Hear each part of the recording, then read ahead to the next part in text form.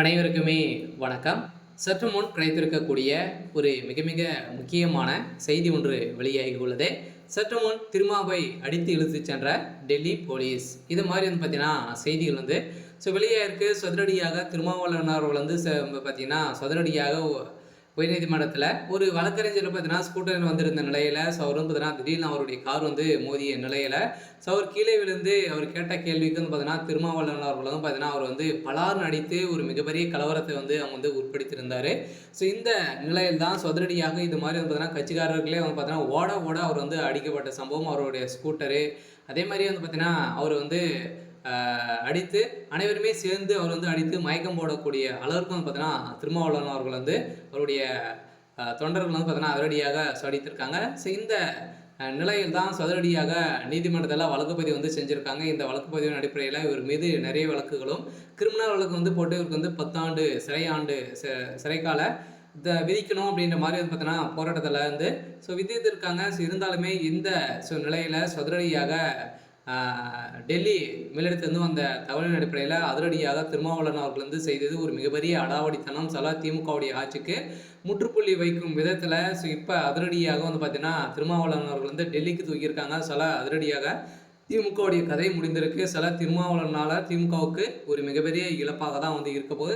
திமுகவில் நிறைய மாற்றங்களாக வந்திருக்கு இல்லையா. அனைவருக்குமே தெரியும். இப்போ பார்த்தீங்கன்னா அதிரடியாக கரூர் நடந்த சம்பவத்தின் அடிப்படையில் இது அனைத்துமே செய்தது திமுக அப்படின்ற மாதிரி நிறைய குற்றச்சாட்டுகள்லாம் வலுப்பெறுத்தும் நிலையில் இதனால் திமுக பார்த்தாலே பார்த்தீங்கன்னா அனைவருக்குமே ஒரு மிகப்பெரிய பயத்தை உட்படுத்தியிருக்கு.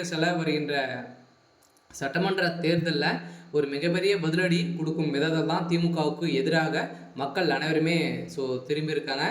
இந்த வகையில் தான் சதுரடியாக பார்த்தீங்கன்னா திருமாவளவன் அவர்கள் அதிரடியாக கைது செய்யப்பட்டு இப்போ டெல்லிக்கு அடித்து இழுத்து சென்றதாக ஒரு பரபரப்பான ஒரு தகவல் வெளியாக இருக்குது. இந்த நிலையில் வாகனம் அவர் வண்டி மீது மோதவில்லை, ஆனால் சிலர் பொய்யான செய்திகள் பரப்புகின்றன என அண்ணாமலை பேசிய நிலையில் இதற்கு வக்காலத்து வாங்கிய எனக்கு எதிராக கருத்து கணிப்புகளை பரப்புகின்றன. விபத்து என்று சொல்லும் வகையில் எதுவும் நடைபெறவில்லை. இது பெரிதும் தலைமை நீதிபதி கவை மீது காலனி வீச முயன்ற சம்பவத்தை திசை திருப்ப முயற்றுகின்றன அப்படின்ற மாதிரி பார்த்தீங்கன்னா திருமாவளவன் அவர்கள் அரசியலாக பேசியிருக்காரு.